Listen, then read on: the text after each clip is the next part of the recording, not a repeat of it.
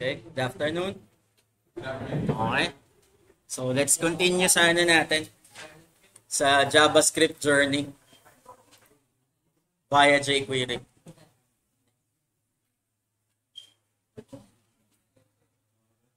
Dumikit. Sa yellow chalk. Salamat. So, yung unang topic natin, ang primary role ng JavaScript para sa akin is gamitin siya sa mga form elements. So, hindi ka nalilimit sa form elements na tinatawag. So, as usually, kapag ikaw ay isang front-end, pwede mo din siyang gamitin sa mga specific design. So, kung familiar kayo sa accordion na web component, so for example, pag kinlik ko halimbawa yung section 1, meron akong content na ilalagay pa dun sa ilalim. Okay? So, sir, bakit mahalaga yung accordion in terms ng web component? Ibig sabihin, sa ganitong kalaking space lang na kailangan mo dun sa web browser mo, pwede kang maglagay ng maraming content pa. Nako-compact mo ba siya? Kung titingnan niyo yung directory ng ito yung magandang example ng accordion. Ibig sabihin, nako-collapse ko siya, na-hide ko siya, tapos kung kailan ko lang kailangan makita yung content, is pwede ko siyang makita. Yun yung sinasabi ko na accordion. Halimbawa ito, documents. Meron pa akong dalawang content dun sa loob. Okay? So, madali itong gawin in terms ng CSS.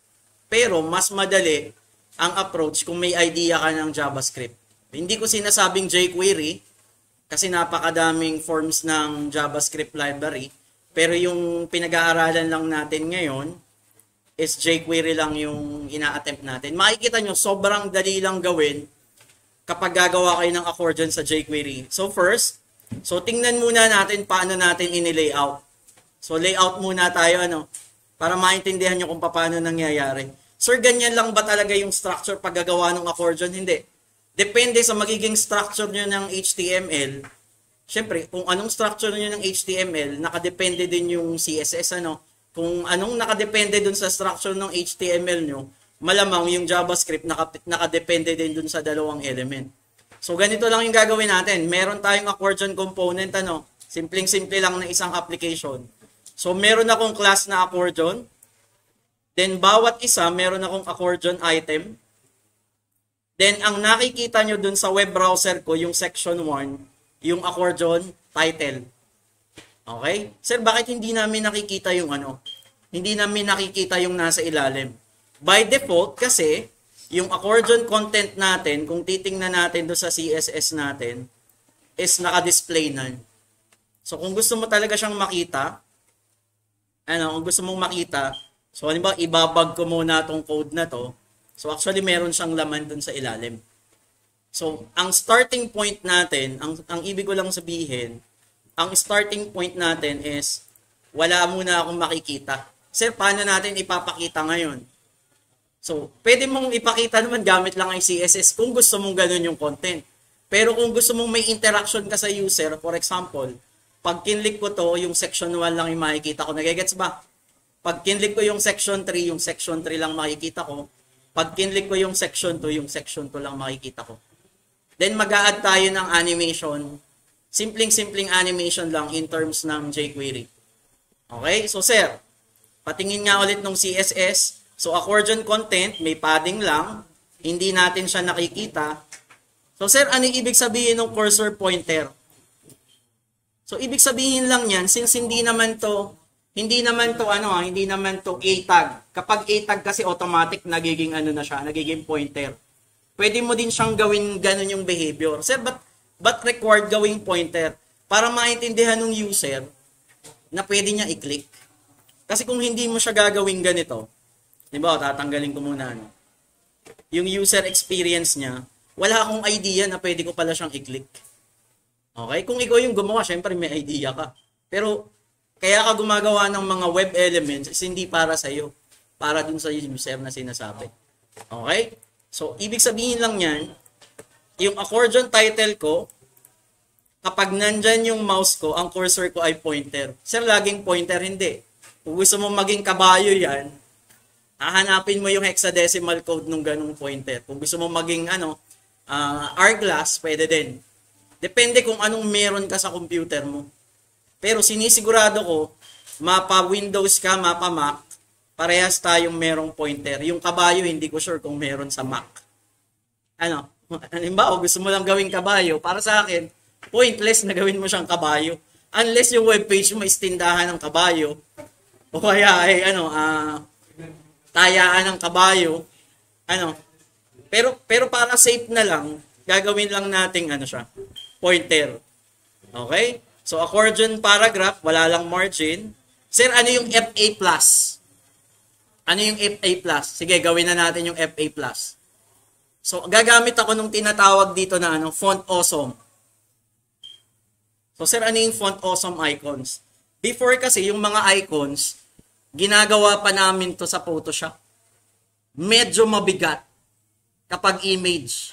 So ang gagawin natin, i-import na lang natin yung Font Awesome na library.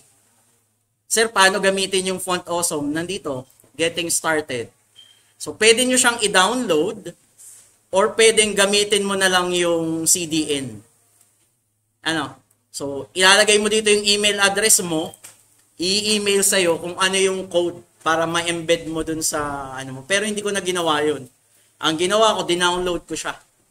Sige, tingnan nyo lang muna kung ano yung magiging itsura niya pag dinownload natin. Okay, i-download lang muna natin. So, ito yung pinapayo ko sa inyo. Pag gagamit kayo ng icons, huwag na kayong gumawa ng image. Sir, bakit mas magandang ang icon mo ay font din? Madaling magbago ng kulay. Gusto mo red? Sabihin mo lang, color red. Gusto mo blue? Sabihin mo lang, color blue. Kapag image kasi siya, i-edit mo pa siya sa Photoshop o kaya sa Canva para maging pink, para maging blue. Dito kasi, since siya ay font siya pero itsura siyang icon. Remember, meron tayong font na windings kung natatry nyo. Diba hindi natin maintindihan yung windings? So parang ganun din yung concept. Ang kailangan mo lang, kunin mo yung dalawang CSS niya. Tapos, kunin mo din yung mismong font library niya. Mag-i-import tayo ng font, pero yung font natin, itsurang icon. Hindi letters itsurang icon. So sir, ano na magiging structure nung natin? Nung CSS natin. Bali ganito yung magiging itsura niya. So i-open ko siya. Yung CSS ko, ito yung style, di ba? Ito yung Font Awesome Minified. Ibig sabihin lang nung minified, ganito yung itsura. Hindi mo siya maintindihan. Pag sinabi mo unminified, so pag i-open mo siya, maintindihan mo kung paano ginawa. Okay? So sir, again, ano yung advantage ng minified? Mas maliis, 31 KB lang siya. Yung isa is 37 KB. Ibig sabihin, yung mga spacing dun sa editor is kumain ng 6 KB. Nagigets ba ako? Although kakaunti lang yung difference niya, sir, bakit i-mini-minify ang JavaScript, ang HTML, ang CSS kapag dinedeploy para lumiit yung file size? So, sinasabi ko, hindi masyadong malaki yung 6 KB, tama? What if meron kang 100 users? Imagine yung bandwidth na kakainin niya simultaneous na halimbawa access. Malaki yung 6 KB. Imagine meron kang 100 million users na magda-download halimbawa ng 6 KB. So kung iisa lang yung user mo, okay lang. Pero the way na nag-i-scale yung application mo, kagaya ng Facebook, kailangan optimize yung code. I-minimize lang natin as much as possible. Nagigets ba? Sir, alin ang pwedeng gamitin? Pwede mong gamitin yung fontawesome.css. Pwede din yung fontawesome.min.css. Sir, nasan yun sa code? Ito sa index, Kasunod nung style ko, gagamit ako ng Font Awesome na tinatawag. Sir, sample nga ng Font Awesome. Gaano siya ka-awesome? Okay? So, get started. So, meron ditong punta na muna tayo dito sa sa homepage. So, ganito mo lang siya gagamitin. Nasaan na ba yun? Hindi ko na makita yung mga sa icons. Nasaan yung mga, yan. Ito na lang. So, halimbawa, gagamitin ko tong hanap tayo, automobile. Halimbawa lang, So, inspect ko siya. So, the way na gagamitin mo siya is, kailangan ka daw merong i-tag. Actually, kahit hindi i-tag, palagay ko. Then, gagamit ka ng class na FA. Kung kita nyo dyan, FA. Then, yung pangalan ng icon mismo. Ibig sabihin, gumagamit ako ng class na Font Awesome. Then, gagamit ako ng FA Automobile. So, wag na tayong lumayo. Kopyahin ko na lang to.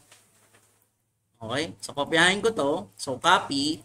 So, halimbawa, meron akong section 1. Ito. So, ilalagay ko lang siya dito. Sa tanggalin ko na lang yung area. JavaScript generated kasi siya. So, ibig sabihin lang yan, dun sa web component ko, meron na agad akong meron akong specific icon. Hindi siya ganun kabigat, sasabihin ko, hindi siya ganun kabigat kagaya ng image. Kasi pag ginawa mo siyang image, may times na yung isang image is mas malaki na agad sa 31 KB. Okay, gets ba ako? So, ito, pwede mo siyang baguhin. Since native font na siya, pwede mong baguhin yung color niya. Halimbawa is blue. Kahit anong kulay po, pwede na ngayon. Yung ginawa natin sa data center, di ba image yung mga icon? I-try nyo i-convert siya sa Font Awesome. Pag hover nyo, nagiging madaling baguhin yung kulay. Okay? So, Font Awesome yung gagawin natin.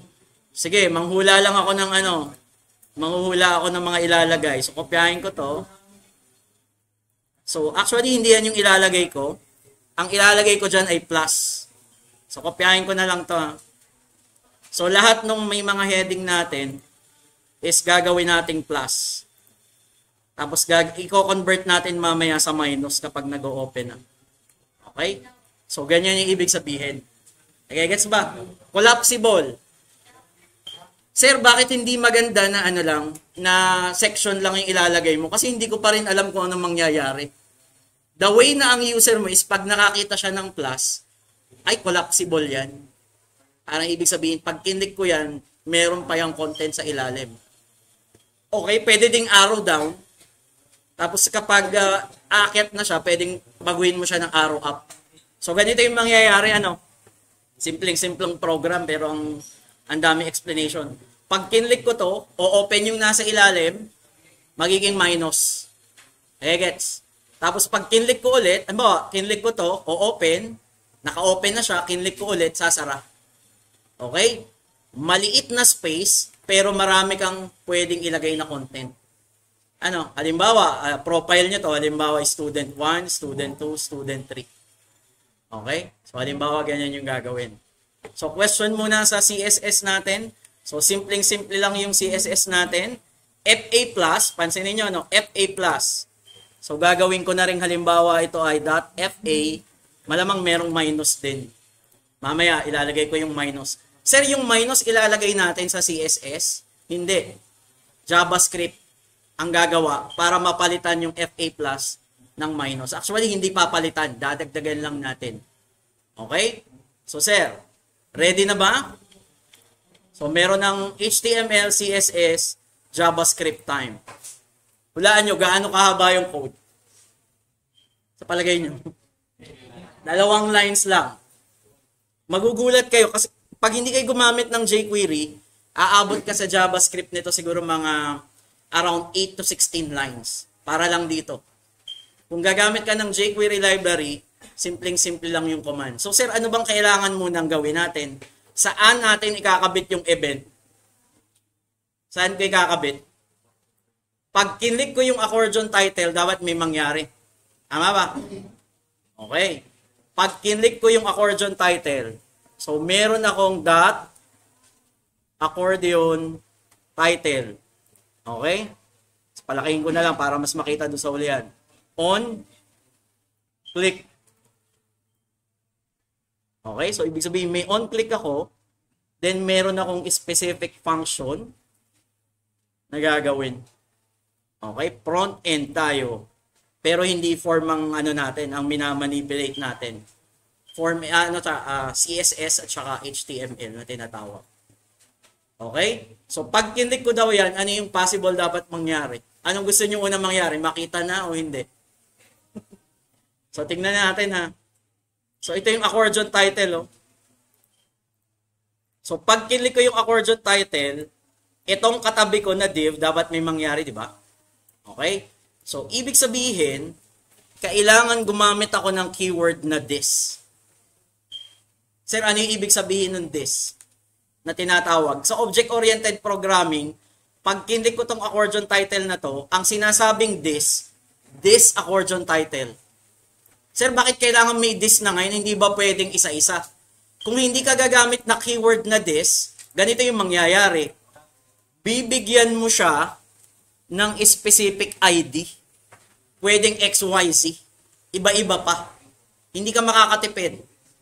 Tama. Tapos kapag nagdagdag ka pa ng isang accordion, papangalanan mo pa siya ng another ID. Kung hindi ka gagamit ng this. So sir, anong function ng this? So ganito yung function ng this ha. Pag kinlik ko naman na ito, I did this one. Iba yung this one, at saka this one. Nagigets ba? Okay? Pag kinlik ko daw yung accordion title, pag sinabi kong $this, kung ano mismo yung accordion title na kinlik ko. Remember, ang accordion title ko is maraming class. Hindi lang isa, hindi lang dalawa, sila ay tatlo. Nagigets ba? Kung hindi ka gagamit ng this, ang gagawin mo is yung ginawa ko before. Kailangan meron kang specific ID para sa kanila, which is hindi maganda. So, pwede ko sabihin this.next. Sir, ano yung ibig sabihin ng next? So, pag gusto nyo pang i-explore yung jQuery, wala namang problema dyan. Tingnan nyo yung API niya. Okay? So, tingnan nyo siya. So, sir, ano yung ibig mo sabihin ng next? So, malamang ito yung next selector na sinasabi ko. Ano? So, basahin nyo lang. Get the immediately following sibling. Ibig sabihin kapatid. Okay? Sir, bakit hinahanap mo yung kapatid? So, again, ulitin ko ano. Itong div na to at itong div na to ay magkasing level lang. Hindi naman sila magkaan eh. Wala, ay, sige, lipat muna kayo dyan. Vitamin D yan, vitamin D with sunburn. Okay? So, balik ko lang ano. So, ibalik ko lang dito sa ano. Wait lang, wait. So, tanggalin ko to. Sir, ano yung ibig sabihin again ng next? Kasi gumamit ako ng next. So, ito medyo itab ko lang ng pabalik. So, ganito yung ibig sabihin ng next. Div accordion title, targetin mo yung next element. Tama ba? Ang next element niya is accordion content. Nagigets ba? Ang next element niya is accordion content na tinatawag. So, pwede ko sabihin ganito. This, accordion title, then tatargetin ko is yung accordion content. Okay? Then, pwede kong sabihin, since naka-display nan lang naman, pwede ko sabihin .show. So, ganun lang kasimple. So, ang mangyayari sa element natin is ipapakita ko lang. Okay? Nagigets ba? So, kung may project kayo sa lab na, halimbawa, gagamitan nyo ng accordion, yung accordion part, so, pwedeng ang approach nyo is padaanin nyo siya sa jQuery. Pero may problema pa tayo. Hindi siya babalik kahit i-click ko. Okay? So, sir, paano pabalikin? So, magsasample muna ako kung paano pabalikin ano. So, for example, itong accordion content 1, sasabihin ko ay ang style mo, pwede ako maglagay ng ganitong klaseng style. Nasa loob mismo, limbawa lang ano. So, halimbawa ay display black. So, ibig sabihin, pag open yung webpage mo, kita na agad yung isa. Then, babaguhin lang natin yung, yung main.js. So, pwede ko namang sabihin, kabaligtaran is height na tinatawag. So, pag kinlik ko, height. Kaso, pag kinlik ko, hindi naman mag-hide. Okay? So, ganito yung gagawin natin. Meron ditong function na toggle. Pag sinabi mong toggle, kapag na-sense ng jQuery na naka-display none siya, i-display block niya. Kapag naman na-sense niya na naka-display block, i-display none niya. Kada click. Itatoggle ko lang. Pero hindi ko gagamitin yung ganon. So, ang gagamitin ko na lang is may animation. Sasabihin ko is slide toggle. Sir, ano yung ibig sabihin ng slide toggle? So, ganito yung mangyayari. Kapag sinabi mong slide toggle, naka-open na, tama? Pag kinlik ko, close, open, click ulit, close, open, close. Kapag may nakikita kayong ganyan mga website, ginamitan lang yan ng JavaScript. Okay? So next sir, yung plus gusto ko sir maging minus. Yung plus gusto kong maging minus. So sir, paano ang jQuery niyan? So ganito din.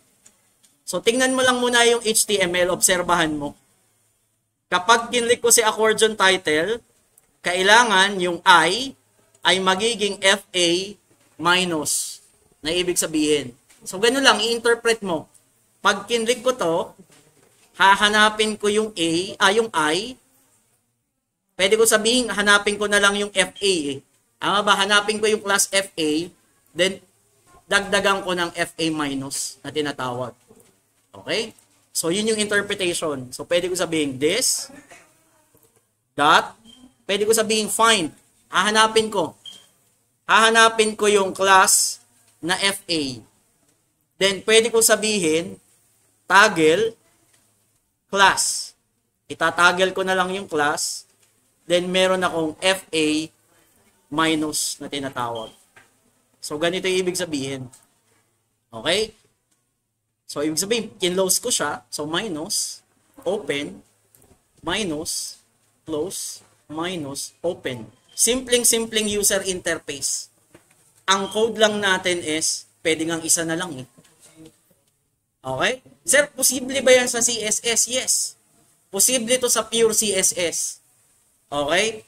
Pero, para sa akin, kung cross-browser ang usapan, padadaanin ko na lang siya sa JavaScript.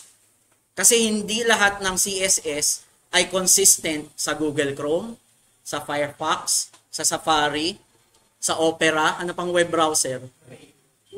Ano pa? may sumagot nung minsan, Sir, Pornhub. Sabi niya, hindi yung web browser. Grabe, website kasi yun eh. Lagi daw niyang gamit na gamit daw niya eh. So hindi ganun. Sir, bakit nagiging minus? So ganito, obserbahan niyo kung ano yung nangyayari. So tingnan niyo lang kung ano yung nangyayari, bakit nagiging minus. Minamanipulate natin yung dito sa loob. Wait lang ha. Wait lang. Inspect ko to. Ano ba makikita? Dito sa site, yung aking, teka, anong bang ginagawa ko dito? Nasaan na yung ano ko? HTML. Sorry, wala pala ako sa HTML. Oh, so ito yung accordion ano. So tingnan nyo lang kung ano nangyayari dun sa I. Itong I+. Ay, nawala. Wait lang. Yan. So, mapapansin nyo lang, dinadagdagan lang niya ng minus sa unahan. Kung ano yung pinaka-last, yun yung magiging icon. Hindi mo na kailangan tanggalin si FA+. Kasi the way na ang CSS is nagwo-work, kung similar kaming dalawa, kung sino yung last, yun yung masusunod. So, pag kinlik ko siya, naka-toggle class, kapag nag-e-exist na si FA-, tatanggalin ko naman. So, yun ang ibig sabihin niya. Okay? So, sir, ano pang pwede natin gawin? Yung aking slide toggle, pwede kong lagyan ng delay. 1 segundo na tinatawag. Which is, hindi ko nire-recommend. Kasi, nakakabitin lang. Para sa akin, medyo bilisan nyo lang ng konti. Okay? So, sir, ano na ngayon ang mangyayari? Halimbawa, kapag gusto ko pa magdagdag, yun yung pinakamadaling part. Magka-copy-paste ka na lang. Para sa akin, So, halimbawa, meron ako accordion item. So, kukopyahin ko to. So, halimbawa, magdadagdag ako ng, 2 pa.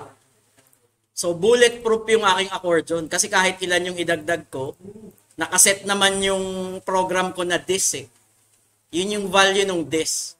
Pwede mo siyang ulit-ulitin. Basta same lang kami na. Teka, medyo hindi ako nagagandahan sa So, gawin lang nating mga 300. Sir, slide toggle lang ba ang meron? So, kapag up and down, slide toggle. Actually, merong fade in, may fade out na tinatawag. Okay? Pero hindi ko na siya gagawin. Bao class minus, fade in, fade out.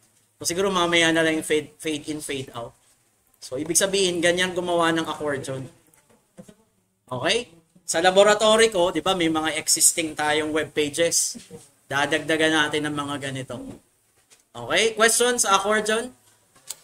Question muna. Malinaw? Okay. pwede kayong mag-create ng sarili nyo na interface kung gusto nyo. Ito, medyo namamali na to. Kasi naka-display na agad ako eh. Naka-display block. So, ang gagawin ko na lang, ibabalik ko na lang muna siya. Wait lang, nagkakamali na siya eh. So, tatanggalin ko na lang muna to. So, ibig sabihin lang, mag-uumpisa tayo lahat sa naka-close. So, yun yung ibig sabihin. Okay? Question? Sir, anong pwedeng ilagay sa loob? Bahala ka. Kasi HTML naman yun eh. Kung gusto mo, may lamang form. So, sir, saan ginagamit ito lagi? Sa mga website. Napapansin ko, ginagamit ito sa mga frequently asked questions. Halimbawa, pumunta ka sa website ng GCash.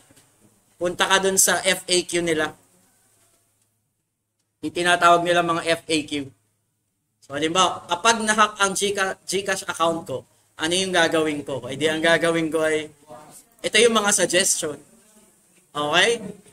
Kapag nasira na yung SIM card mo, GCash, pero may laman pa siya ng 500k, paano yung gagawin? Sino naka-experience nung ganun? Ba, may pera ka pa sa GCash, pero yung SIM card mo yung nasira. Ba, nag-swimming ka.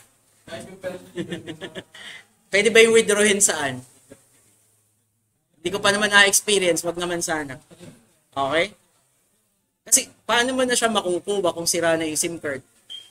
Sana yung OTP. Diba? Tapos may laman. Siguro punta ka sa head office. Pag gumawa ako, may bago ako, tapos same po yung binigay ko na mga ID po. Agawa nung SIM registry natin. Pansin ko din, nung nag-register ako ng SIM, mas lalo ako maraming ka-chat. Sabi, tumaya ka sa ganito. So, ibig sabihin, nag-leak yung simula nung nag-register ako ng SIM card, ang dami nagte-text sa akin na mag-avail ng ganito, magsugal ka daw, top up ganyan. So parang nangyari kasi merong data leak na nangyari. Okay? Question, accordion? So next tayo. So close ko na to, no? Ito, very familiar din kayo dito. Tabs. Hindi mataba ha. Wala akong pinapatamaan. So tabs yung gagawin natin. Okay? Hindi ko sinasabing mataba as in tabs. So ito napaka-common to na web interface. Napaka-common yan. Tab. Pag kinlik ko si tab 1, tab 1. Pag kinlik ko si tab 2, another content. Magkaiba yung content. Parang same din ang accordion. Pwede kang maglagay hanggang tab kung hanggang ilan ang kakasya. Pero ang space na kakainin ng interface mo is kakaunti lang. Nagigets ba? So, ibig sabihin, pag meron kang tab 1, tab 2, tab 3, parang folder, mag-o-open ka ng files. Halimbawa, kita ko yung name ko, kita ko yung name mo, kita ko yung name mo. So, ang gagawin natin is paano natin gagawin kagaya ng accordion, pero iba yung implementation. Okay? So, ito yung gagawin natin. Balik ako sa code. Anong oras na? Meron tayong 25 minutes para tapusin hanggang gallery. Okay? So, explain ko lang yung index niya. So, meron akong tab header. Meron akong data tab 1, data tab 2, data tab 3. Sir, bakit kailangan meron akong data tab? Sir, ano yung ibig sabihin ng data tab? Valid ba siya na HTML element? Yes. Pwede kang mag-create ng sarili mong property. Kaso, nilalagyan namin ng data sa unahan. So, ibig sabihin, itong tab item na to is active. Sir, bakit naging active? Ibig sabihin, iba yung kulay. Sa CSS ko, meron akong active na settings na tinatawag. Kapag ikaw ay active, kulay dark gray ka. Mamaya pupuntahan natin. Then sa baba, meron akong tab content. So, magagawa natin yan. Kukunin ko yung value nito. Then, kukunin ko din yung value nito. Imamatch ko lang. Kapag kinlik ko si tab item, kukunin ko yung value ng tab 1. Then, uutusan ko yung ID na may tab 1 na magpakita. Ganun lang ibig sabihin nun. Okay? So, ito ay tab 1. Ito ay tab 2. Tab 3. Sir, bakit naka-display na yung dalawa? ibig sabihin, hindi ko kita yung content ng tab 2 at saka tab 3. Pero kung titingnan mo yung ating browser, kung titingnan mo yung browser natin, nandyan lang yung mga tab. Ito, this is the content of tab 2. This is the content of tab 3. Nandyan lang siya, hindi mo lang siya nakikita. Bakit? Ang active ko kasi is tab 1 na tinatawag. Okay? So sir, medyo madali bang implementation yan compare sa accordion? So medyo madami-dami naman ang code nito, pero para sa akin kakaunti pa rin. Okay? So tab 1, tab 2, tab 3. So ito yung style. So tingnan nyo lang, may border lang, overflow hidden. Ibig sabihin, kapag meron akong sobrang content, itatago ko lang. Tab header, naka-display flex lang. Tab item, again, cursor pointer, walang kaibahan. Yung last child ko is wala lang border. Walang border dito, ito. Kung mapapansin nyo, walang border sa ulian. So yun lang ibig sabihin. Ito yung tab active. So ibig sabihin, ito yung kulay na dark gray. Kapag meron ka daw tab item, at the same time, meron kang class na tab active. Ito siya, meron kang class na tab item, at the same time, meron kang class na tab active. Ito yung interpretation. Tab item dot tab active. Nagigets ba? Kapag dalawa yung class, naghahanap tayo ng dalawang class. Isang tab item tapos isang tab active. Yung tab content, alam nyo ibig sabihin ng padding. Then yung FA natin, kung maglalagay tayo ng icons mamaya na lang natin lagyan. So, ang gusto nating mangyari, interface tayo, tab 1, tab 2, tab 3. Paano ko ipapakita yung content ng tab 2 at saka ng tab 3? So, punta tayo sa main.js. So, ito na. Dinocument ko na para sa inyo. So, saan mangyayari yung trigger natin? So, mangyayari yung trigger natin kapag nag-click ako ng tab item. So, umpisahan natin doon. Okay? Ang trigger natin is mangyayari kapag nag-click ako ng tab item. On, click. Kung gusto niyo hover, bahala kayo, pero hindi siya magandang experience para sa user. So, ito yung mangyayari dyan. Ito ilalagay ko na lang dito sa ibabaw. Okay? Yung last item, oops. Teka, i-undo ko lang So, kailangan ko ng kapartner nito. Ang kapartner nito ay ganyan. Okay? Ito yung tab item. So, sabi dito, medyo i-indent ko siya. So, itatab ko siya, So, ang unang step natin is remove yung active class ng lahat ng tab item. So, bakit i-remove ko yung active class? Bakit kaya? Kasi pag kinlik ko yan, magigi lahat yan na gray. Dark gray. So, the way, ang unang step daw natin is lahat ng tab item, ang gagawin natin is remove class yung active. Remember, kapag nagre-remove class tayo, hindi mo na kailangan lagyan ng .active. Ganito yung ibig ko sabihin. Hindi mo na kailangan lagyan ng .active. Sabi mo nga, tanggalin mo na yung class eh. Ito, naghahanap ito ng class na .active. So, ang gagawin mo na lang, yung remove class na to, may period na yan. Okay? So, tab item, remove class, .active. So, sir, ano mangyayari? So, tingnan natin. So, kapag kinlik ko to, pansinin niyo, wala nangyayari. Kasi, every time na i-click mo yung tab item, mawawala yung active lahat. Tama ba? So, ulitin ko ulit, refresh. So, ito, yung unang element natin is may active. Kapag nag-click daw ako, kahit anong tab, mawawala yung pagiging active niya. Ito siya. So, next. Sir, okay, naka-reset na. Then, ang sabi naman dito, utita, tanggalin mo lahat ng class active. Then, kung sinong ikinlik mo na tab item, lagyan mo ulit. Parang nire-reset lang natin. So, ang gagawin natin is this. Itong specific na tab item. This dot, sabi daw is add active class. So, pwede kong sabihin add class, ibabalik ko naman yung active. So, sir, bakit ganun yung nangyari? Sa unang click ko, walang active. Then, ang kasunod na step, kung sinong kinlik ko, siya yung magiging active. So, ganito yung mangyayari naman. Okay? So, tab 1, click. Tab 2, tab 3. So, nagigets ba? Pag kinlik ko yan, clear lahat ng active, pero yung kinlik ko, siya yung magkakameron. Kasi kung hindi mo gagawin ganyan, so ano ba, i-comment ko lang muna to, hindi maganda yung mangyayari. Lahat magiging active. So, kailangan, every time na i-click ko, every tab item is nare-reset yung tab active natin. So, nagigets? Okay? So, next step. Hide all tab content. Parang ganun din. The way na gagawin mo yan is, task ko yung pa ako is i-hide mo yung, yung tab content muna. So, sir, paano mangyayari din yan? Eh, di ganun din. So, pwede mo sabihin ganito. So, dot tab content. So, pwede mo sabihin dot hide. So, ibig sabihin, lahat ng tab content is i-hide ko naman ngayon. So, ganito naman yung mangyayari dun sa result natin.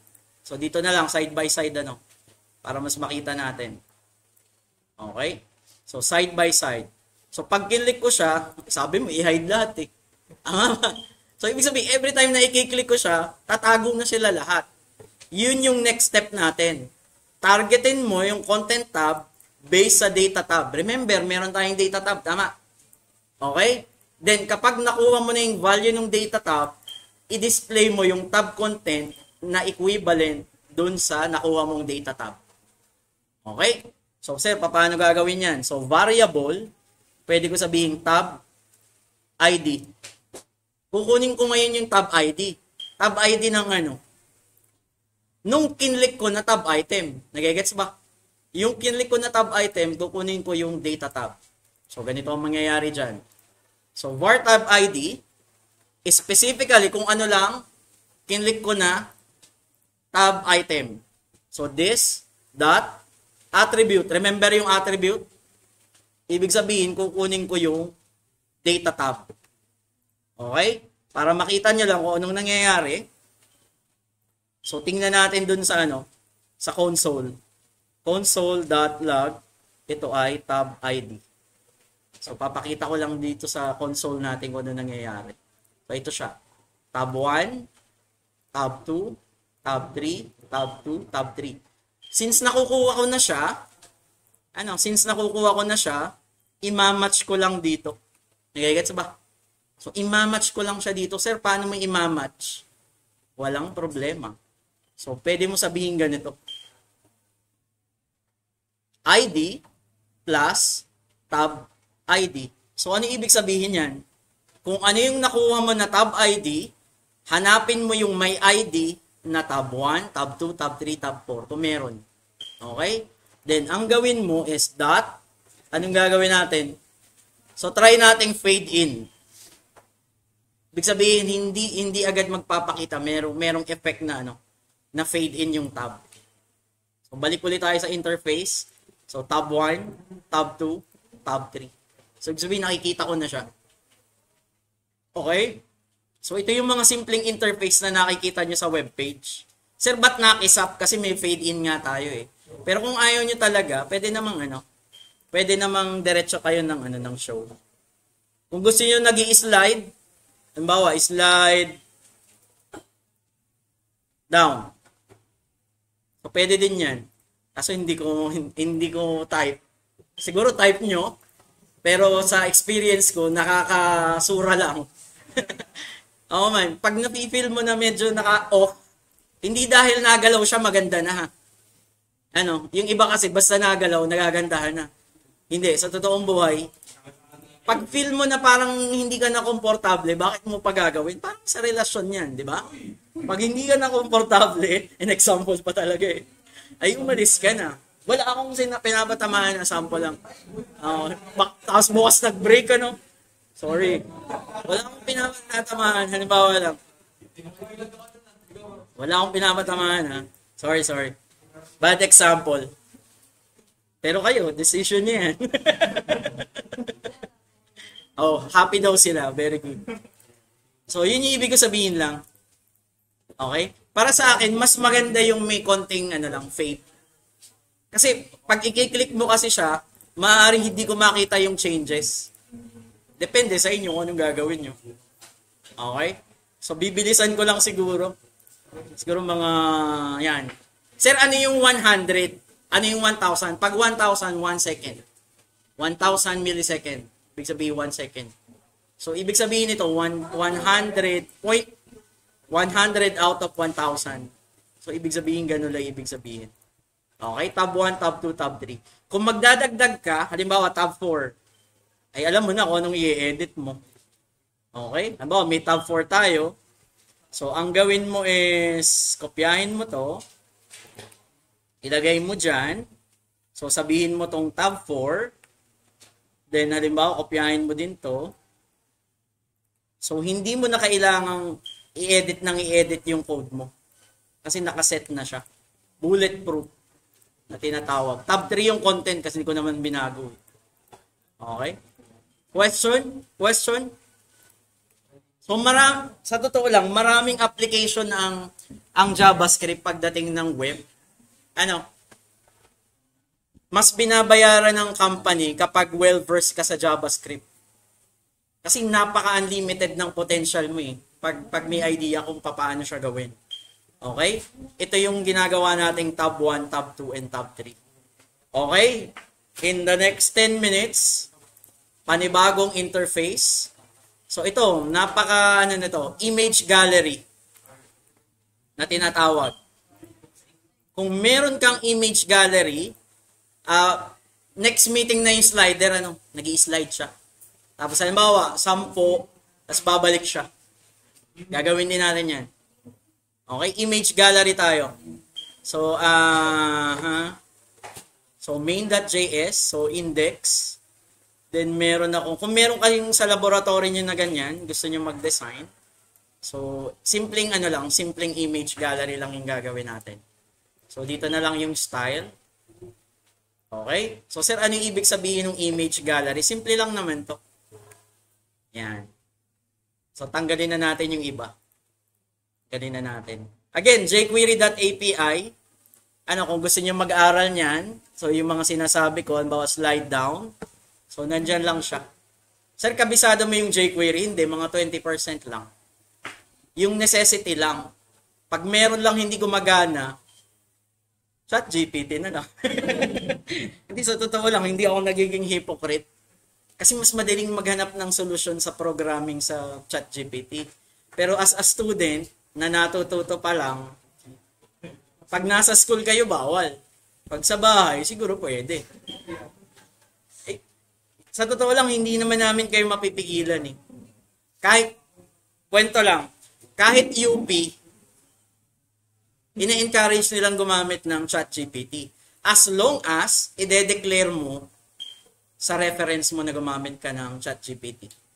Kahit research, yung mga pinapublish namin, dinedeclare namin na ChatGPT namin yung ganitong portion. Pero may threshold. Ang pwede mo lang i-ChatGPT is around 5% ng content ng research mo. Pag lumangpas doon, na-detect nila na AI yung sumulat, ire-reject nila yung research paper mo. May threshold pa rin. Pero hindi ka nila binabawalan. Nababypass ba sir ang ChatGPT? Yes. I-rephrase mo lang siya ng maganda. Kasi may pattern kasi ang ChatGPT. Ulit-ulit yung sinasabi niya. Walang fluency. Sinabi na niya na halimbawa si Jose, hindi siya gumagamit ng he or she. Sasabihin niya Jose, Jose, Jose. Paulit-ulit. Okay? At saka meron siyang structure na kita ko na agad pag ang intro pa lang ay in the realm of blah blah blah, isang example na yun na ChatGPT mo. Very common napapansin ko in the realm, in the onset. Alam mo, galing mag-English pero ChatGPT lang. Ang ginagawa namin doon, hindi ganun yung intro namin. Yung content niya, nire-rephrase pa rin namin. Ang gusto lang namin kasi yung idea niya. Okay? So, sir, 10 minutes na. Tapusin mo na. So, ganito yung gagawin natin. Ito ay simpleng lang yan, transition. Kapag naka-hover ako, i-scale ko lang. Sir, paano maglagay ng image? Walang magtatanong sa akin paano nilagay yung image. Okay? So, ganito lang. So, meron akong HTML. Ganyan lang yung ano niya. Yung images. Nagigets ba? Image 1, image 2, 3, 4, 5. Then, meron akong overlay na tinatawag. Sir, anong gusto mo mangyari dyan na hindi kaya ng CSS? Pag kinlik ko to, zoom out, malaking picture. Tapos may overlay ako na transparent na black. Parang ganun. Tapos pag kinlik ko si overlay, balik ako dito. Kumbaga gallery lang. Halimbawa, mapa to ng hindi ko alam kung anong mapa to. Gusto mo makita yung crush mo nandun. Hindi isuzo mo. Okay? So, halimbawa, may tao daw dun sa may pusa daw dun sa castle. So pag kinlik mo siya, kailangan mag-zoom in. Tama ba? Zoom in ba, zoom out? Basta zoom. Okay? So, kailangan mag-zoom. So, sir, patingin naman ng styling. Medyo mahaba yung styling. So, may container lang ako. 85% ang width. Ang height ko is 2,000. Sir, ba't ginawa mo 2,000? Kasi may ide-demo ako mamaya. Kung bakit ginawa ko munang pansamantalang 2,000. So, naka-flex items lang siya. Yung gallery. Yung thumbnail ko is 150-100. Transition ko is 0.2 seconds na scale. Kaya lumalaki siya. Ito, transition, transform, 0.2 seconds. Kaya lumalaki yung scaling by 0.15 na factor. So, yun yung ibig sabihin. Okay? Overlay, position ay fix. Sir, ano yung ibig sabihin position fix? Gagawin ko munang display block para makita nyo kung nasan yung overlay natin. So, ito yung overlay natin. Sir, ano yung zoom image? Wala pa tayong JavaScript.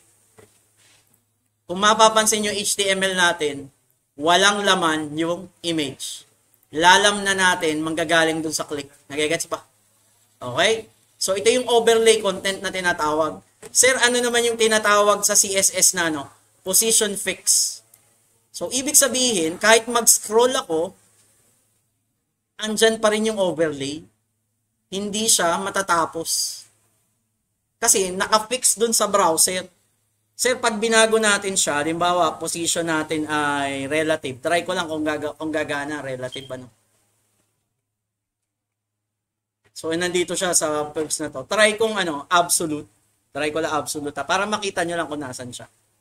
So, ito yung absolute. So, ito yung overlay. Pero pag in-scroll ko, hanggang dun lang yung overlay. Nagigets ba?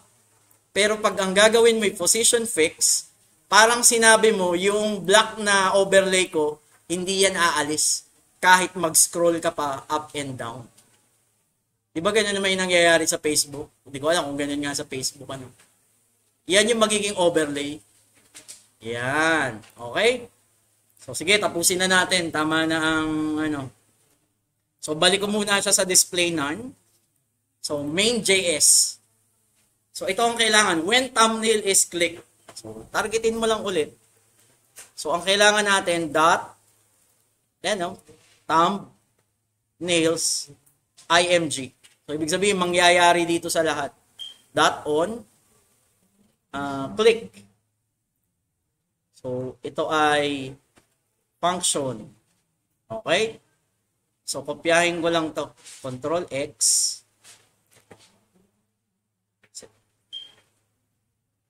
So, hanggang dun sa ilalim. So, lahat mangyayari kapag kinlik. Yung nandito sa iba. Actually, mali. Ilalagay ko lang dito. Hanggang dito lang sa Kasi iba yung i-hide ko kapag kinlik ko na yung overlay. Okay? So, next. So, ganito ang gagawin natin. Kukunin ko lang yung data ng img. Parang tab lang. Kukunin ko to. So, thumbnails, img. So, ganito lang. Pwede ko sabihin, since marami sila, itatab ko na lang. So, itatab ko siya. Then, pwede ko sabihin this. Dot, attribute, data, img. Nagigets ba? Kukunin ko lang siya. Pwede kong i-assign sa Pwede kong i-assign sa variable. So, sabihin ko na lang img na tinatawag. Okay? So, every time na i-click ko daw, hindi ko na ilalagay sa console, ano? Every time na i-click ko si thumbnails, IMG, kukunin ko yung data IMG niya. Nagigets ba? So, every time, kukunin ko yan. Then, ang kailangan ko is yung set the image attribute based on collected data. So, sir, saan ko ba ilalagay yung image? Malamang dito. Sa overlay content. Tama ba? Ilalagay ko siya dito sa overlay content. Mas maganda, bigyan ko na lang siya ng ID para madali. So, sabihin ko na lang OVR IMG. So, bigyan ko na lang siya ng ID para mas madali. Ilalagay ko kasi din yung ano natin. So, ang gagawin ko na lang dito is ito'y ID, OVR, IMG. Okay? Then, pwede ko sabihin attribute. Magseset ako ng attribute. Ang gusto kong baguhin mong attribute is yung SRC. Then, lalagyan mo ng IMG plus, ano daw? IMG. Sir, bakit may IMG? Nasaan ba yung folder? Nasaan ba yung mga images natin? Di ba nasa IMG folder? So, ilalagay ko lang siya dyan. Then, ang gagawin natin, yung overlay natin is i-display ko lang. So, pwede ko sabihin, dot overlay, tatargetin ko yung overlay. So, dot overlay, dot, pwede ko sabihin fade in na mangyayari. So, ibig sabihin lang yan, pagka-click ko, kunin mo yung data IMG, i-assign mo sa ID OVR image, yung SRC ay lagyan mo ng IMG plus yung pangalan ng image. Image 1. Ito, parang nire-recreate lang natin to. Ito nandito sa ibabaw. Okay? So, ganun yung mangyayari. Next step. Sir, paano i-close? Ang i-close mo naman is sabi niya, yung overlay naman kapag kinlik mo, edi madali din lang yan. Pag naintindihan mo yung ginagawa natin, tsaka yung simpleng code ng jQuery, is pwede mo sabihin fade out. Okay? Pag kinlik ko si overlay, hindi pa pala tapos. Dot overlay dot on click, sorry. Ako na-excite. So, function. Okay? Then, pwede kong sabihin, since nando na ako sa overlay, so, pwede ko namang sabihin this overlay dot fade out. Kasi isa lang naman yung overlay natin eh. Click, overlay, click, overlay, click, overlay. So, yan. So, ganyan ginagawa yung yung gallery. Yung iba, para mas maganda, meron pang X button dito sa side. Ay di yun naman ang targetin mo. Kapag kinlik ko yung, may X button dito, ganun din yung magiging result. Itatago ko din yung overlay. Pero simple lang na design na tinatawag. So, pag nagdagdag ka ng isang image, wala ding problema. As long as, halimbawa is image 5 ulit. Hindi ko alam kung ano magiging mangyari. Pero yun yung ibibigay niya. Kasi nakukuha natin yung specific value. Okay? So, halimbawa, meron kang image gallery ng photo album mo.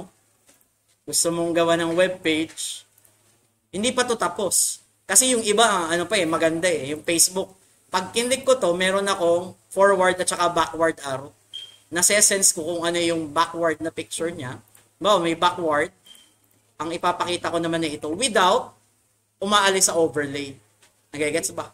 Pero simple nga lang yung ginawa natin eh. Pwede akong mag-zoom out, tsaka akong mag-zoom in. So, yan yung mga parts ng web na hindi na kaya ng purely CSS lang at saka HTML.